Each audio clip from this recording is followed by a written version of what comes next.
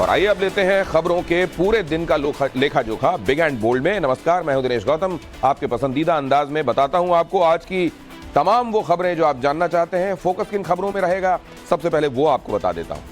पश्चिम बंगाल में गृहमंत्री अमित शाह की दहाड़ कैसे टूटा ममता बनर्जी पर मुश्किलों का पहाड़, आपके सामने होगा। यूपी पुलिस को हत्यारे की तलाश, 6 महीने में किए 9 मर्डर, कब पकड़ा जाएगा ये साइको किलर, यह खबर भी आज आपके सामने होगी। गाजा से मैसेज आया, एलन मस्क को हमास ने बुलाया, क्या है इसके पीछे की थ्योरी, यह भी आज आपके सामने होगा। वाघा बॉर्डर से अंजू लौटी भारत, पाकिस्तान में सीमा के पति की महाभारत, दोनों खबरें पूरी डिटेल के साथ आज आपके सामने होंगी। जम्मू कश्मीर के श्रीनगर में एनआईटी के एक छात्र के खिलाफ केस दर्ज किया गया है। छात्र पर धार्मिक भावनाओं को आहत करने का आरोप है। आरोपी को संस्थान से निष्कासित भी कर दिया गया है। इससे पहले आरोपी पर एक्शन की मांग को लेकर एनआईटी के सैकड़ों छात्रों ने सड़कों पर प्रदर्शन किया। इनका आरोप है कि आरोपी छात्र ने सोशल मीडिया पर धार्मिक भावनाओं को आहत करने वाला पोस्ट किया। पोस्टर बैनर के साथ प्रदर्शनकारियों ने एक्शन की मांग को लेकर जमकर नारेबाजी भी की।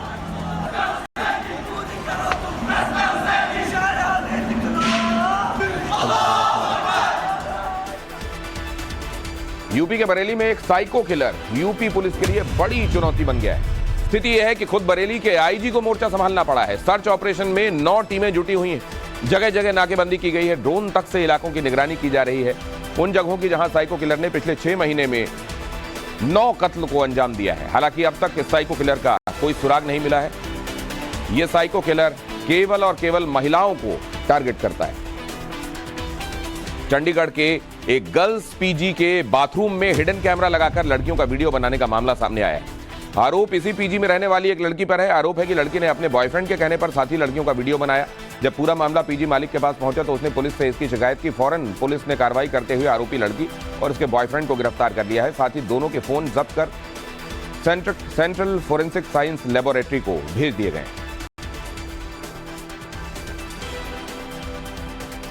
मॉल से लेकर सिनेमा हॉल तक, पीजी से लेकर शोरूम तक, शायद ही कोई जगह बची हो जहां हिडन कैमरे से वीडियो बनाने की खबरें ना आती। इस बार तो पीजी के बाथरूम में हिडन कैमरा लगा हुआ था, जैसा मैंने आपको बताया। ऐसे में सावधान रहने की, अलर्ट रहने की जरूरत है, क्योंकि बाथरूम में कई जगह हिडन कैमरा लगाकर अश्लील वीडियो बनाया जाता है। 2 टाइल्स के बीच में हिडन कैमरा हो सकता है। इसके अलावा bulb holder, shower panel, exhaust fan तक में हिडन कैमरा लगा हो सकता है। Geyser knob, cloth hanger, mirror और सोप स्टैंड को भी चेक किए जाने की आवश्यकता होती है, क्योंकि इन जगहों पर भी यह छिपा हुआ कैमरा हो सकता है।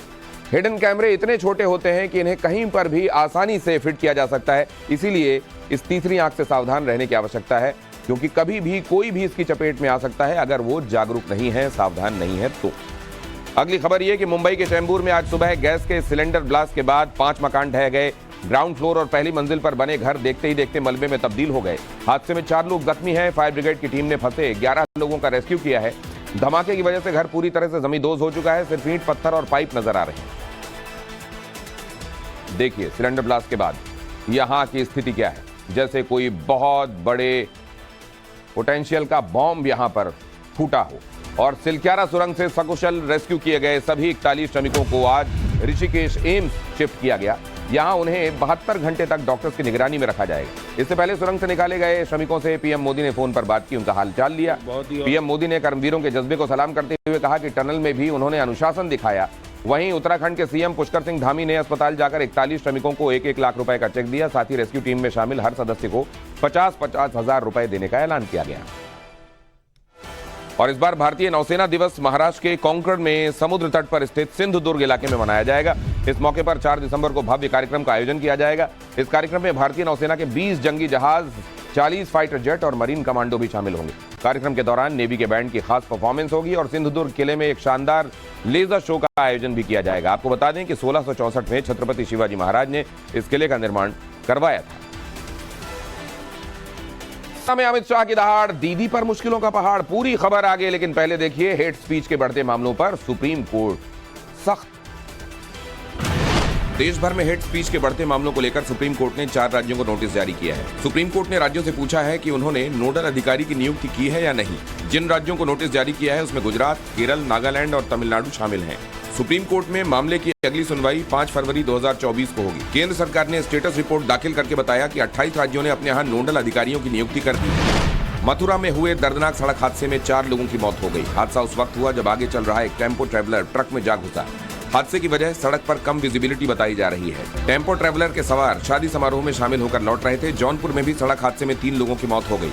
तेज रफ्तार कार ने सड़क किनारे चाय की दुकान के पास खड़े लोगों को रौंद डाला। मेरठ में आज कबाड़ की दुकान में हुए धमाके से हड़कंप मच गया। हादसा उस वक्त हुआ जब कबाड़ी किसी सामान को तोड़ रहा था। धमाका इतना जोरदार था कि मौके पर ही कबाड़ी तौसीफ की मौत हो गई। दुकान में बैठा एक रिटायर्ड फौजी और सामने से जा रहा एक शख्स भी इसमें जख्मी हुआ है। दोनों घायलों को अस्पताल में दाखिल कराया गया है। मौके पर पहुंची फोरेंसिक टीम अब इस बात की जांच कर रही है कि आखिर किस चीज को तोड़ने से इतना बड़ा धमाका हुआ। राजस्थान के कोटा स्टूडेंट सुसाइड मामले में डीएम ने कोचिंग संस्थान को कारण बताओ नोटिस दिया है, जिसका जवाब 3 दिन में देना है। सोमवार को कोटा में नीट की तैयारी कर रहे एक छात्र ने सुसाइड कर ली थी।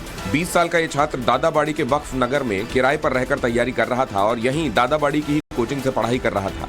इस साल अभी तक कोटा में 28 छात्र सुसाइड कर चुके हैं। चेन्नई से पुणे जा रही भारत गौरव ट्रेन का खाना खाकर 40 यात्री बीमार पड़ गए। चेन्नई से चलने के बाद ट्रेन में यात्रियों को डिब्बा बंद खाना दिया गया। खाने के बाद यात्री अचानक बीमार पड़ गए। उनकी हालत बिगड़ने पर तुरंत पुणे स्टेशन को सूचना दी गई, जिसके बाद पीड़ितों को पुणे के अस्पताल में दाखिल कराया गया। आज कोलकाता के धर्मतला में गृह मंत्री अमित शाह ने बीजेपी की मेगा रैली को संबोधित किया। अमित शाह ने दावा किया कि पश्चिम बंगाल की जनता अगले चुनाव में टीएमसी से छुटकारा पाकर रहेगी और बीजेपी यहां से 2/3 बहुमत से सरकार बनाएगी। गृहमंत्री ने हिंसा और तुष्टीकरण के बहाने ममता बनर्जी पर तीखे वार किए। अमित शाह ने रैली में महुआ मोइत्रा के पैसे लेकर संसद में सवाल पूछने के मामले का भी जिक्र किया। उन्होंने कहा कि टीएमसी सांसद ने संसद की गरिमा तक को ताक पर रख दिया। यूपी विधानसभा के शीतकालीन सत्र के दौरान आज समाजवादी पार्टी के विधायकों ने असेंबली परिसर में जमकर प्रदर्शन किया। विधायक काले कपड़े पहनकर पहुंचे। उन्होंने महंगाई, बेरोजगारी, अपराध और सरकारी अस्पतालों की व्यवस्थाओं को लेकर विरोध जताया। समाजवादी पार्टी के विधायकों को योगी सरकार के बुलडोजर एक्शन पर भी आपत्ति है। विधायकों ने सरकार को तानाशाह बताया और आरोप लगाया कि सत्ताधारियों का इरादा सुचारू सदन चलाने का है ही नहीं। दिल्ली नगर निगम की बैठक में आज जोरदार हंगामा हुआ। बीजेपी के पार्षदों ने प्लेकार्ड लेकर स्टैंडिंग कमेटी के गठन की मांग को लेकर हल्ला बोल दिया। जैसे ही सदन की कार्यवाही शुरू हुई, बीजेपी और कांग्रेस के पार्षदों ने हंगामा मचाना शुरू कर दिया। हंगामा इतना बढ़ गया कि पार्षद मेयर की सीट पर जा पहुंचे। यहां देखिए जरा इस हंगामे को। हालांकि उस वक्त मेयर अपनी सीट पर मौजूद नहीं थी। हंगामे की वजह से सदन की कार्यवाही स्थगित करनी पड़ी। जमकर हंगामा देखिए जरा।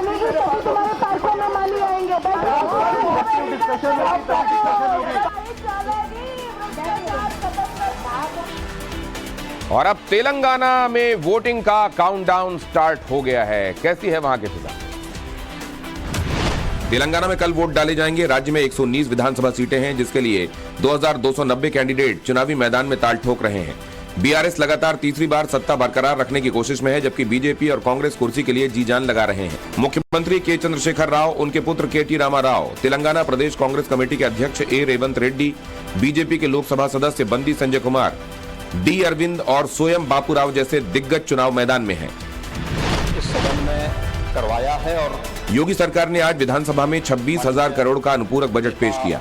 योगी सरकार का 2023-24 का यह पहला अनुपूरक बजट है। इसमें 7,421 करोड़ की नई योजनाओं को जोड़ा गया है। अनुपूरक बजट में रामोत्सव कार्यक्रम के लिए 100 करोड़ की व्यवस्था की गई है।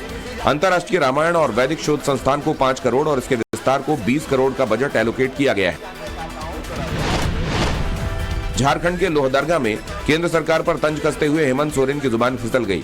उन्होंने हाई स्पीड ट्रेन की क्वालिटी पर सवाल खड़े किए।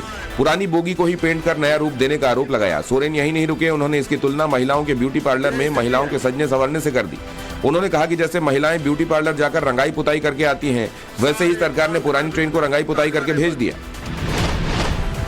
केरल सरकार बनाम राज्यपाल मामले की आज सुप्रीम कोर्ट में सुनवाई हुई। सुनवाई के दौरान सुप्रीम कोर्ट ने केरल के राज्यपाल पर सवाल उठाए और कहा कि 2 साल तक वो बिलों को लेकर क्या कर रहे थे। केरल सरकार और राज्यपाल के बीच इस बात को लेकर विवाद था कि 8 लंबित विधेयकों में से राज्यपाल ने बगैर कोई कारण बताए 7 विधेयक राष्ट्रपति को भेज दिए थे, लेकिन इसके लिए कोई वजह नहीं बताई गई। इसी को लेकर केरल सरकार ने सुप्रीम कोर्ट का दरवाजा खटखटाया और दखल की मांग की।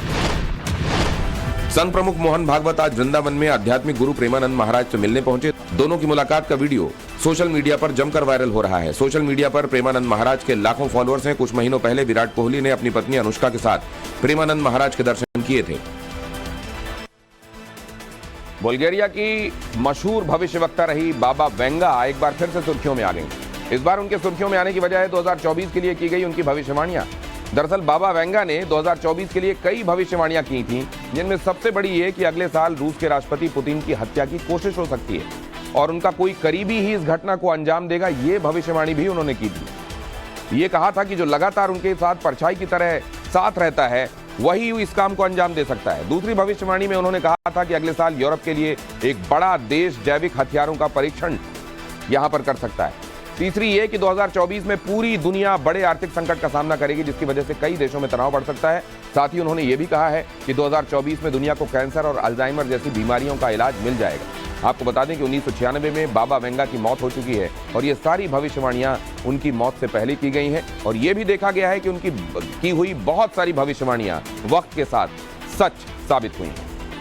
तो कहीं बर्फबारी, देश के कई राज्यों में मौसम तेजी से बदलता जा रहा है। बदलता मौसम सेहत से जुड़ी कई चुनौतियां भी साथ लेकर आ रहा है। सर्दी, जुकाम, निमोनिया, माइग्रेन और ब्लड प्रेशर जैसी समस्याएं बढ़ने लगती हैं।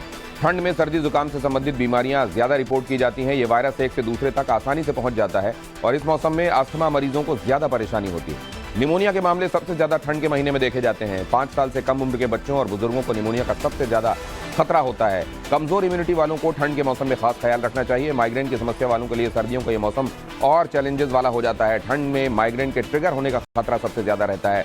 ब्लड सर्कुलेशन बाधित होने से परेशानियां बढ़ जाती हैं। ठंड का ये मौसम उन लोगों के लिए भी परेशानी लेकर आता है जिन्हें ब्लड प्रेशर की शिकायत है। तापमान गिरने से रक्त कोशिकाओं में सिकुड़न आती है और नसों और धमनियों से ब्लड सर्कुलेशन प्रभावित होने से बीपी बढ़ने लगता है। इसीलिए ठंड के इस मौसम में अपना खास ख्याल रखें, बिल्कुल लापरवाही न बरतें और दिक्कत होने पर फौरन डॉक्टर को दिखाएं। जहां तक बात सर्दी जुकाम की है तो वही जो आप कोविड के समय करते थे, covid appropriate behaviour, mask, hand sanitization, hand hygiene, ये आपको सर्दी जुकाम जैसी बीमारियों से भी बचा सकती है।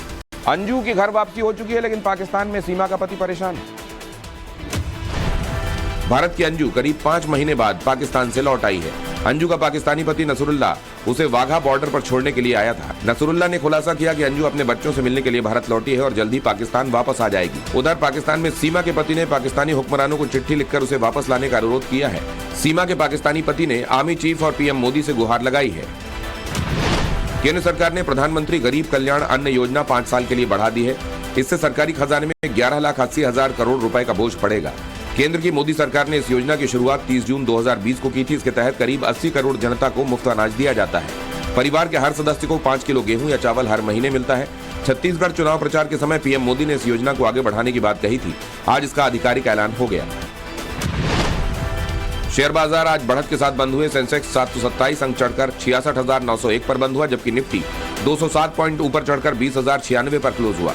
सराफा बाजार में सोना और चांदी की चमक बरकरार रही। 24 कैरेट गोल्ड ने प्रति 10 ग्राम 62,775 रुपए पर, जबकि सिल्वर ने प्रति किलो 75,750 रुपए पर कारोबार किया। आयकर विभाग ने मुंबई समेत कई शहरों में हिंदुजा ग्रुप के ठिकानों पर छापेमारी की। हिंदुजा ग्रुप पर टैक्स भुगतान नहीं करने का आरोप है। हिंदुजा ग्रुप के बेड़े में IndusInd bank, Hinduja housing finance limited, Ashok Leyland, Hinduja health care limited और स्विट्जरलैंड में हिंदुजा बैंक जैसी दिग्गज कंपनियां हैं।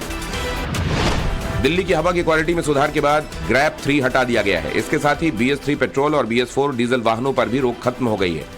ग्रैप 3 हटाए जाने के बाद दिल्ली सरकार ने औपचारिक नोटिफिकेशन जारी किया है। इसके साथ कंस्ट्रक्शन और डेमोलिशन पर लगी रोक भी हटा ली गई है। हल्की बारिश के बाद दिल्ली के एयर क्वालिटी इंडेक्स में सुधार हुआ है, जिसे देखते हुए CAQM ने पाबंदी को हटाने का आदेश दिया।